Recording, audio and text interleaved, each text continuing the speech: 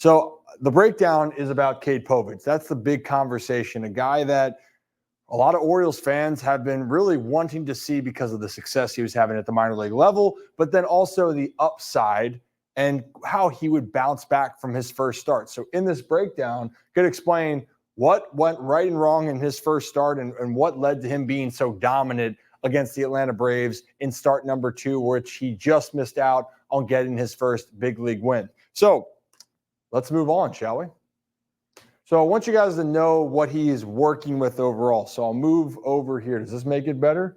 Kind of, yes. So when we look at this, okay, he mainly is going to be throwing fastballs, curveball, cutter, changeup, sweeper, right? That's what he works with. Predominantly, it is that fastball. Cutter mixes in as well, and then he likes to go to his curveball and changeup more. His sweeper is more against left-handed hitters, right? So we want to look over here. The thing that I want you guys to focus on, and I'm trying to get my head out of the way, but it's right here. His fastball command, good, but his fastball velocity is not very high, right? 92 miles an hour is well below than the league average, right? But it's because of Cade's deception that makes it harder for people to hit him overall, and that is why he's having success. And even in that first start, you're going to see against the Blue Jays, it wasn't that the stuff was getting hit. It was that he fell behind via walks. That was the big problem for him. So let's dive further into this conversation. All right, so let's take a look at this for a second here, okay?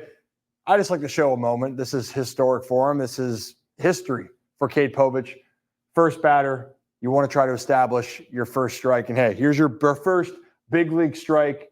Right down the middle. Well done, Cade. And then, hey, he gets going early. This is the first batter of the game still. This is still facing off against Schneider. And you're going to see right here, up top, 1-2 count. He's going to elevate a fastball up here, right? And again, with the guy that has deception and that fastball, again, he doesn't throw hard, and that might be a little bit too high. Doesn't throw too hard, but because of his deception as a lefty. So if you think about this, when Cade's throwing, shoulder hides it. So when I'm throwing like this, imagine when I'm coming back across, hitters have a tough time picking it up. The arm comes at the end. So for Cade, he's going to elevate the fastball 1-2. It's even higher than I thought. So let's just pinpoint that. Up here, check swing goes around. But again, he's swinging at a pitch this far up. Why? Because of the deception that Cade is presenting to hitters, right? So this is the first outing so people can get an idea, okay? This is later on, 2-0 count, and this is why I wanted to explain this. 2-0 count, hitters count here for Varsho, but because of Cade's deception, he's going to be able to get an out right here. And again, that's a good location on a cutter. So he throws his cutter in situations where he wants to keep hitters off balance, where he's not just going to be expecting that fastball. If they know it's coming, they're going to gear up even if it's more deceptive, right? So for Cade, he's going to throw that pitch bottom right corner here.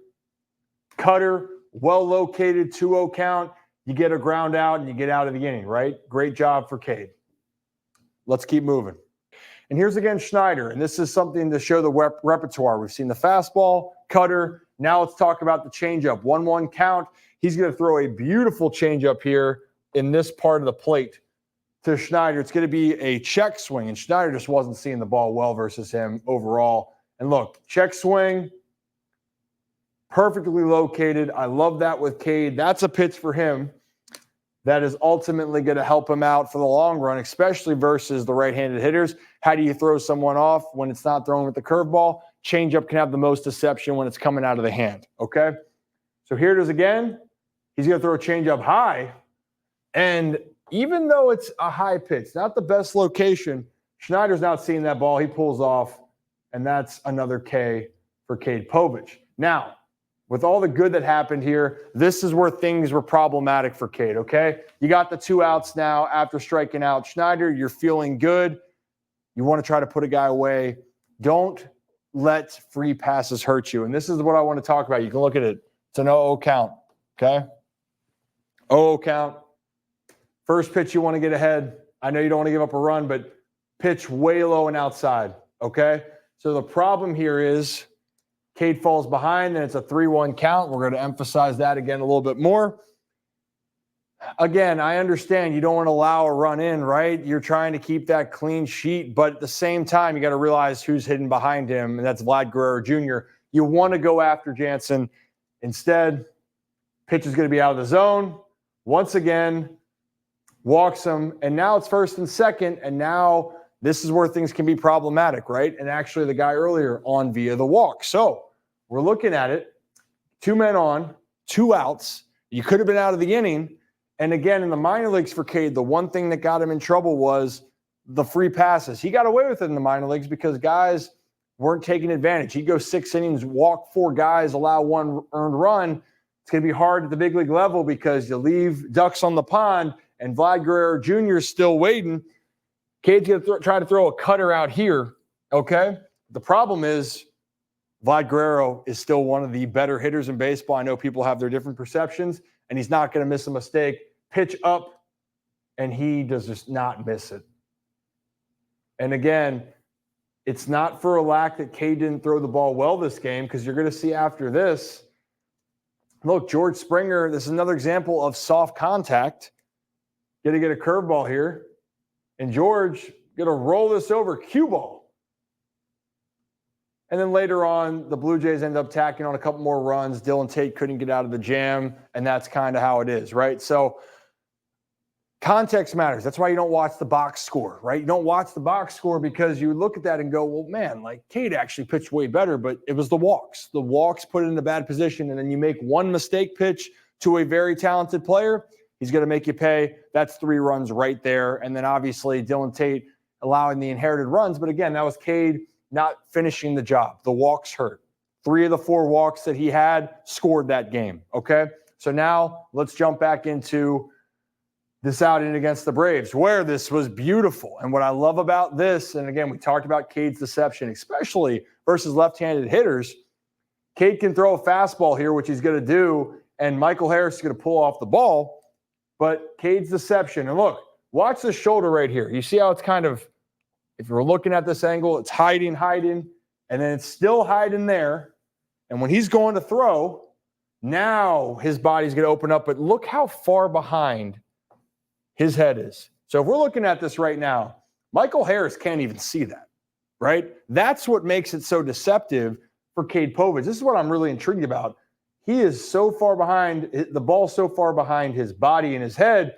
Michael Harris has some timing, 92-mile-an-hour fastball, but he's not going to be able to pick it up quick enough, and he's going to end up leaking out and rolling this ball over to the first base side. Again, that's not a located, I got to stop doing it. That's not a very great located pitch. It's right down the dick. But because of the deception, it throws a hitter off, and therefore Cade Povich is able to get a ground out. It's a good start to the game, okay? Moving on. Why do I keep doing it? Okay. Heel. There we go. Do. I appreciate you guys tuning in. This is what I appreciate you guys taking the time. This is what we're going to continue to do. But this is what I love with Cade too. We talked about, we saw his curveball for 1 pitch. We talked about the changeup, the cutter, fastball. This is what I love. Acuna having a great year for the Atlanta Braves. But with a great hitter, you have to be able to attack him. You're going to have chase pitches. He's going to throw curveball right down in this zone. And I mean, look, well executed. And if we rewind that for a second, okay? So, well, I'll finish it out. Great job down there. Look how far down that is. But if we go back here and look at this a little bit more, okay? Watch where this starts. So he has so much break on his ball. Yeah, it's not up here high, or sometimes you'd think that that's going to enter in the strike zone, but it's high enough and has enough break that Acuna's trying to think, well, damn, it might just go right to this bottom line. And that's what Cade's doing. He has sharp stuff. And it's going to keep going, dropping below the line. Strike 3. Hey, great way to end the inning for Cade Povich through 1, feeling good. You know, so this is the example of how good his stuff can be, right? And again, I get it that this team is struggling, but this is a very, very talented Atlanta Braves team. And Cade's going through them and mowing them down. And there's the curveball again. There's the example. All right? That to me is just nasty. And I want to rewind that for you guys. So We talked about that ball hopping up right a second ago. As soon as you saw the one that was lower that really cut down, this one felt like it should have possibly broken right there, right? Watch how high this goes. So initially, freeze frame it right.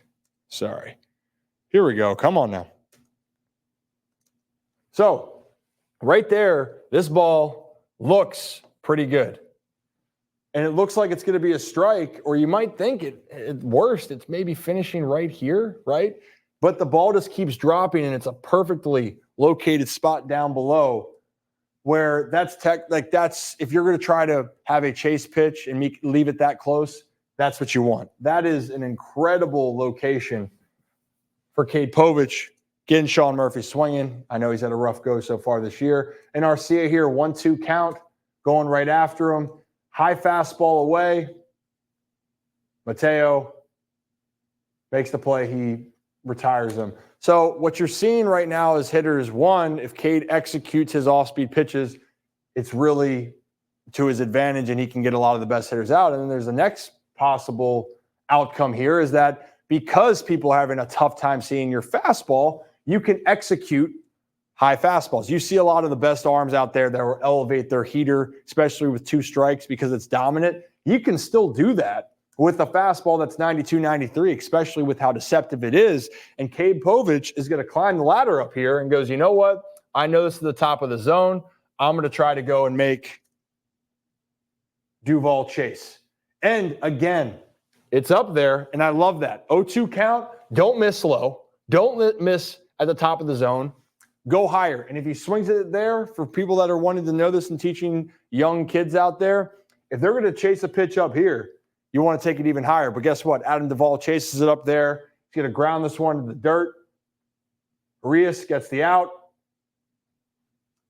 Whammy. Great. Hey, I love it. That's executing with and putting the guy away and doing it the right way. Not giving him a good pitch to hit, make him chase. 2-2 count here, and this is where we haven't seen the sweeper too much, or slider, whatever you want to call it. But this is a perfectly executed pitch. This is something that he can really go after with lefties. This is one of my favorite pitches he throws. It's going to be over here, right? And so when you're throwing it for a left-handed pitcher, and actually when you're throwing it across, it's going to sweep across, obviously. But as a hitter, you're trying to stay in as long as you can. But at the end, you think like you're right on it, and you're going to see Michael Harris is going to think he's going to be right on the baseball. And then the ball just keeps going. He goes, oh, crap. Can't keep up with it, and he's going to strike out. But this is what's so good, okay? Right now, it looks like it's going to be close enough you're going to have to swing. And then still feels that way, but you look, Michael Harris is like, all right, I'm there. And then I'm not, right? It just keeps going. That's a perfectly executed 2-2 pitch. And again, I just want to show you, I'm breaking this down more and more so people can see just how good his stuff is and executing when he needs to, so he's not allowing those free passes. That was the big difference. He didn't allow the free passes, and because he didn't allow the free passes, therefore, he was able to let his stuff show, and what was shown is there wasn't a lot of hard contact. And lastly, again, Adam Duvall. He's going to get Duvall one more time. Fastball up, as you see. Duvall is chasing, pops it up. Call it, Gunner. Call it, Gunner. Boom.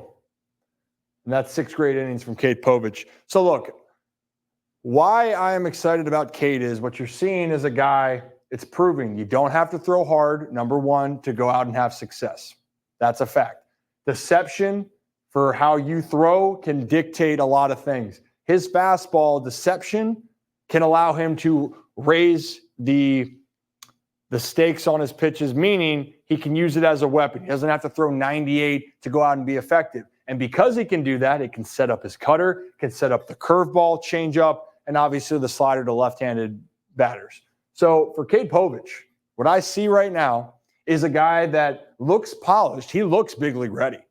Right? The biggest thing is if he can control the zone and put guys away, not give those free passes, he's going to be very, very good, in my opinion, because the next thing that people are going to have to figure out with Cade Povich is, all right, how unhittable is that fastball, and how can you take more advantage of it? Because if they can't, and he's able to throw his ball down the middle or up in the zone or whatever it may be with the off-speed stuff that he has, which is disgusting, could be a really tough time for opposing teams to face him. And I do think that Cade's time is now. And I don't know whether or not he's going to stay in the rotation long-term. Depends on the health of some of the other starters. But, man, if you aren't excited about Cade Povich before, I hope you are now, and you need to start taking notice. This pitcher right here, especially if people go back to that Jorge Lopez trade, this pitcher right here might go down as being a really big staple for this Orioles pitching staff, and the Orioles already have some really good arms in this rotation. Imagine what a lefty like Cade Povich could do if he can continue to build off of what he's done in his first 2 starts in Baltimore. All right, but that's all I got for this breakdown, guys. And again, as always, if you like the video, hit that like and subscribe button. I appreciate it.